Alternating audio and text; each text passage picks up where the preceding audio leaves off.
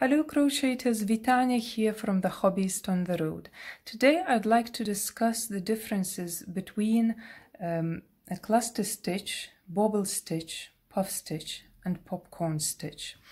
I've seen people using these names interchangeably, and some people referring to all of these stitches as cluster stitch, giving a generic name, but actually they are all different stitches, and I would just like to point out the differences in how they look, and then I will show you how they are done in one row, and you will see the difference. I also have videos for each stitch where you can look at a specific stitch, and I will leave the links in the description below. So let us start with a cluster stitch. Of all of these stitches, the cluster stitch is the only one that is not raised. It's a flat stitch. It is textured, but it has this flat texture, and it's lovely. But have a look. Bobble stitch is worked very similarly to cluster stitch. The only difference between the two is how you finish. You finish the cluster stitch by chaining on the top, and whereas the bobble stitch is finished by anchoring it with a smaller stitch in the next stitch. So, and the effect is completely different. So you see the bobble stitch has this raised finish, and it's very popular right now. It's very textured and really beautiful. The back of it is flat. Actually, the cluster stitch is worked from the front, whereas the bobble stitch is worked from the back, and then it puffs up at the front. Now let's have a look at the popcorn stitch. Now some people will say that bobble stitch and popcorn stitch are the same, but how can you say that? Have a look, they look different. Now popcorn stitch, you see it has that textured effect. It does look a bit like popcorn, basically, you know, with these little ridges, and it looks uneven. And again, it's worked differently from the bobble stitch. And now the last one is the puff stitch, which looks totally different from all of these, and it's worked slightly differently as well, although it also is worked in one stitch a few times, you know. And like popcorn stitch and like bobble stitch, we work it looking at the back of the work, and the puff stitch puffs up at the front. Okay, so let's have a look, and we will compare these 4 stitches on the work here. I'll start working cluster stitch into this next stitch. So what I will do, I will go through the work, through the stitch once, pull out, yarn over and pull out, and pull out only through 2 first loops. Then I go again into the same stitch,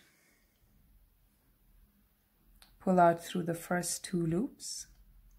I'll go the 3rd time into the same stitch and pull out through 2 loops again. Now I've got 4 loops here.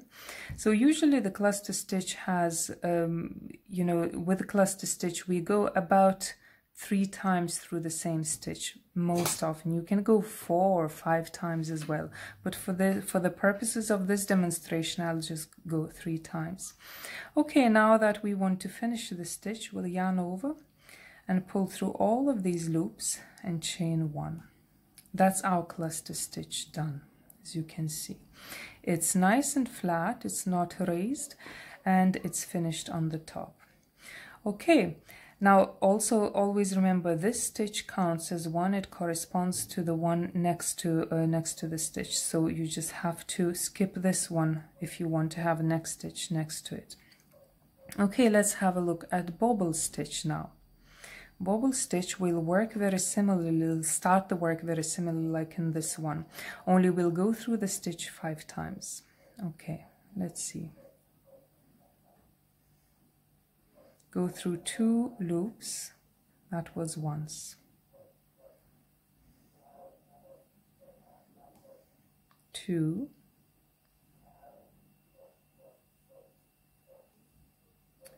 3, 3, only through 2 loops, 3, okay, 4, 5. Okay, so we've gone through that stitch 5 times. Again, as with cluster stitch, we can go here through that stitch as many times as we like. Of course, the more times you go through, the more pronounced the stitch will be, your bobble will be. So you can do fewer, you can do more. I'm going with 5. Okay, so now to finish this stitch, I will go through, yarn over and go through all of the loops. And now the only difference is that I finish it, anchor it in the next stitch with a single crochet. Single crochet. Look what happens. This one pops up at the back there. So the cluster one, the good side is here in the front, whereas the bobble stitch pops up here at the back. So that will be the good side. Okay, so we've got cluster, we've got bobble. Let's have a look at popcorn stitch. With popcorn stitch, we'll crochet 5 double crochet into 1 stitch, okay, and we'll finish those double crochet. So we do 1, again into the same stitch, 2, 3, 4, and 5.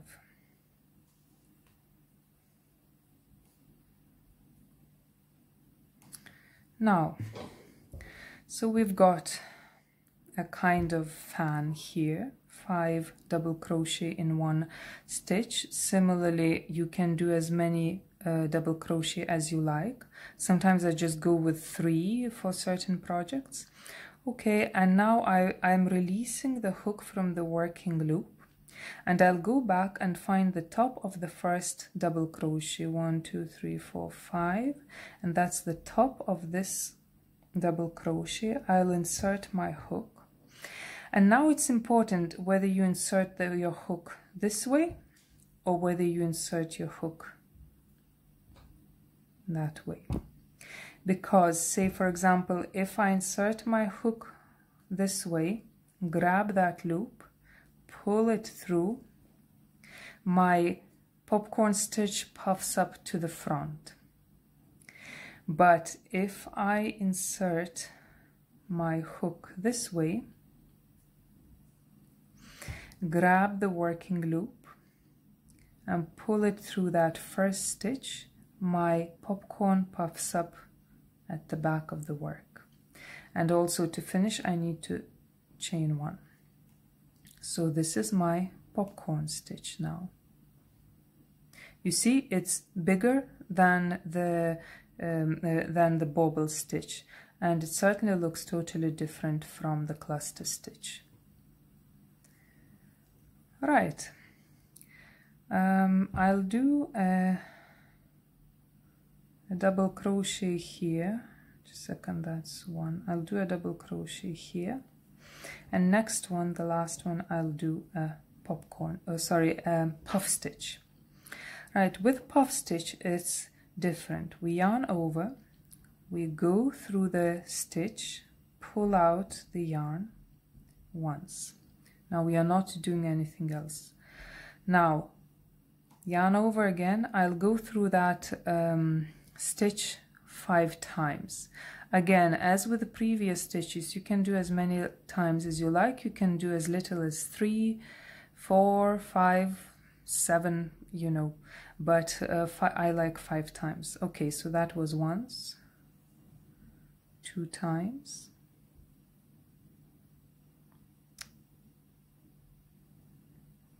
3, 4, 5. Okay, so I've got a lot of loops on my hook. I'll yarn over and just pull through all of them, And now I will anchor it with a single crochet in the next stitch. Okay, and that's my puff stitch. Again, it's puffed up on the front, you see. So let's have a look. Now my puff stitch looks totally different from popcorn. Popcorn looks totally different from puff or bobble stitch. And of course cluster, this is the back of cluster, that's the front of cluster stitch. So really they are not one and the same stitches, they are different stitches. I think the confusion lies in the fact that we work through the same loop, through the same stitch a few times. And that's when people think, okay, it's a cluster of stitches and we can call them all cluster. It is, I suppose, confusing, and I suppose it's a logical mistake to make, but just remember that when you read the patterns also, just make sure you are getting the right, you understand which of the four they mean. Now, let's have a look at how these stitches are marked in charts and your patterns. Now, there might be some confusion between puff stitch, bobble stitch, and cluster stitch, because very often in your charts they will be marked like this, and this symbol can refer to either puff stitch, either bobble stitch, or 3 half double crochet cluster. So when you read the pattern, make sure that you just look at the symbols, abbreviations, and the pattern, and just make sure that you know which of the three the author means. Now, to add to the confusion, cluster stitch can be marked like this. And this would mean 3 double crochet cluster.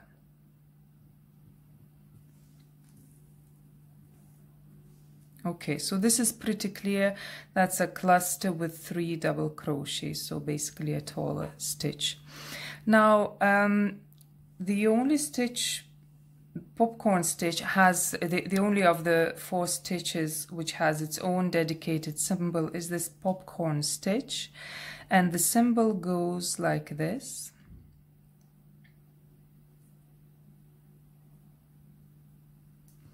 Now you have, of course, it's double crochet, so you have this kind of, and then you have a kind of semicircle here. So this is a popcorn stitch. Popcorn, it can be marked PC or pop. But I have seen people mark using this symbol to mean a bobble stitch. Like I was looking at one pattern today, actually earlier in the morning, and she had these, you know, the pattern written out in these. It's obviously one of these popular ones with bobble stitches, but she was using this symbol, and I only understood that it's not popcorn was by looking at the picture of the finished work, and it was clearly a bobble stitch, not a popcorn stitch that she meant.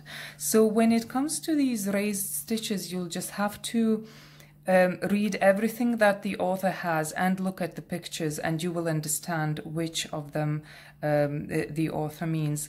It's unfortunate that there is this confusion, but it seems to be everywhere, and you know, at the end of the day, it's basically how you want your work to look, and just, you know, there is no, I suppose, one, I don't know, crochet council of the world or something where you can go and check, you know, the correct symbols and the correct words, and sometimes you just have to be creative in how you approach the pattern. So I hope that this small lesson on the differences between puff stitch, popcorn stitch, bobble stitch, and cluster stitch has been useful. And this was Vitania from the Hobbyist on the Road. Have a nice day.